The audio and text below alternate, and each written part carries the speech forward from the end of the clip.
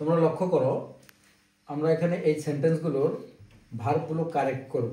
ওকে, একটু খেয়াল করো, ভার্বগুলো কারেক্ট করার জন্য আমাদেরকে সেন্টেন্সটা দেখতে হবে। সেন্টেন্সের যে ব্র্যাকেটের ভার্বটা থাকে এটা অলওয়েজ বেস ভার্বেই থাকে, আর এই ভার্বটার সামনে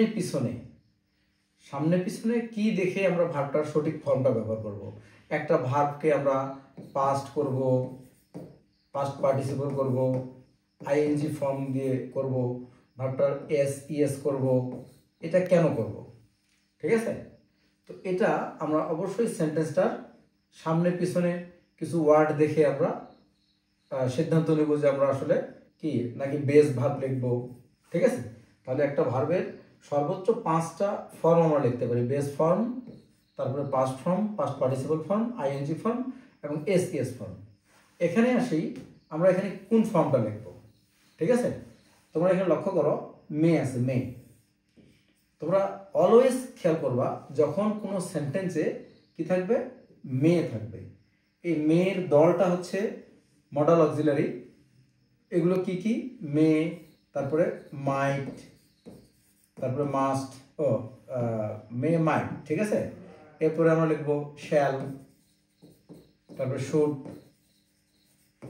তারপরে লিখবো উইল, উড। আচ্ছা, এগুলো মডাল অক্সিলারিগুলো কি কি? Can, could, shall, should, will, would, may, might, must.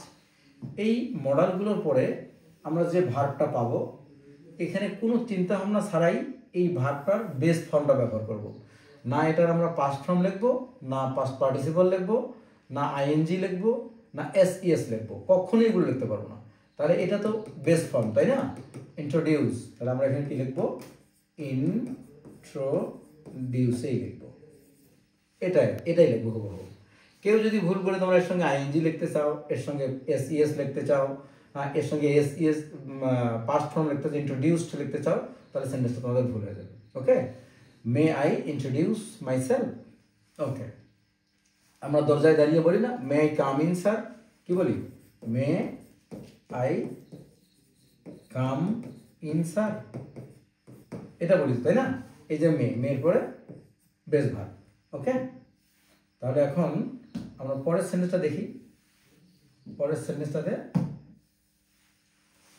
Number 2, where dash you going Jessica. তোমরা খেয়াল করবা যখন একটা ভার্বের সঙ্গে আইএনজি থাকবে, এখানে কি আছে? ভার্বের সঙ্গে আইএনজি আছে এবং ওর সামনে সাবজেক্ট আছে, এখানে ডাব্লিউএইচ ওয়ার্ড আছে। আমাদেরকে অবশ্যই ডাব্লিউএইচ ওয়ার্ডের পরে, যেহেতু ব্র্যাকেটটা হচ্ছে বি, ব্র্যাকেটটা কি? বি। এই বি মানে আমরা ব্যবহার করতে পারবো am, is, are, was, were. আচ্ছা, কোনো ক্ষেত্রে উইল বি লিখতে পারবো, উইল বি বা শ্যাল বি লিখতে পারবো। খেয়াল করো, এই বি মানে এর বাইরে কিছু যাইতে পারবো না। কোনো ক্ষেত্রে বিটাকে নিজেই বি ব্যবহার করবো। এই যে দেখুন, যেমন তোমরা দেখতেছো যে শ্যালের পরে বি, উইলের পরে বি, এটা বিটাকে নিজেই ব্যবহার করছে। ওকে, তাহলে যখন বি থাকবে ব্র্যাকেটে, তখন আমরা am, is, are, was, were, shall be, will be, এগুলোর যে কোনো একটা লিখবো।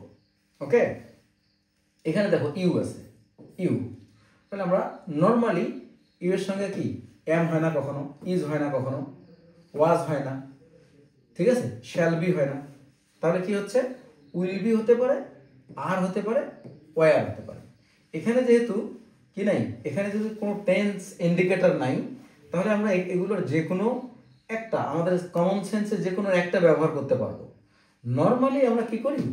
সিম্পল মানে প্রেজেন্টটাকে আমরা নর্মালি ব্যবহার করি যদি কোনো টেন্স ইন্ডিকেটর না থাকে। তাহলে আমরা এখানে আর দিই, where are you, where are you going Jessica. Jessica তুমি কোথায় যাচ্ছ?